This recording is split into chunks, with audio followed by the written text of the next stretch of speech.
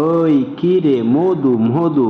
আলহামদুলিল্লাহ, দীর্ঘদিন পর বাড়ি আসছি। অসাধারণ স্বাদ। যদিও আমটা আমার অনেক আগে থেকে খাওয়া হয়ে গেছে, হুট করে মনে পড়লে একটু দুষ্টুমি করি না।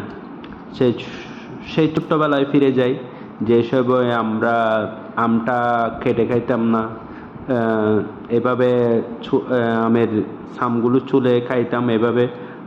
মানে কি, আমের আড়িটা যখন হাত দিয়ে ধরতাম, হাতে চারিদিক দিয়ে আমের রসগুলো পড়তো, আর এগুলো আমরা চেটে পুটে খাইতাম।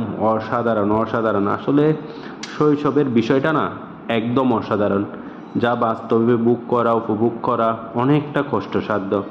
তাই আজকে মনে করলাম বাড়ির যখন আমটা খাচ্ছি একটু মজা করে নিই। যদিও আমটা তো প্রায় শেষের দিকে চলে আসছে, এখন শুধু আঁটিটা থেকে বের করার চেষ্টা করতেছি, যেন বিন্দু মাত্র কোথায় যেন কি গিয়া না থাকে, রস না থাকে। দেখিয়েন, আপনারা কেউ আবার নজর দিবেন না। যদি আপনাদের প্রয়োজন হয়, বিভিন্ন ফ্রুটসের কি আছে ওখানে কি করবেন, যোগাযোগ করবেন। আম খাবেন, দেশীয় আম। বাড়ির আম হলো তো অন্যরকম স্বাদ, কারণ একটা স্মৃতি জড়িত থাকে গাছের সাথে। কারণ গাছের নিচে আমরা বসে থাকতাম, কখন আম পড়বে, কখন খাবো, এই আর কি। তো সবাইকে মৌসুমী আম খাওয়ার জন্য অনুরোধ রইল। দেখিয়েন কেউ আবার নজর দিবেন না, এটাই বাস্তব।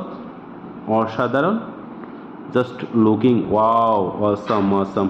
হাত এখন সব কিছু ফ্রেশ করে শেষ করলাম। আসসালামু আলাইকুম।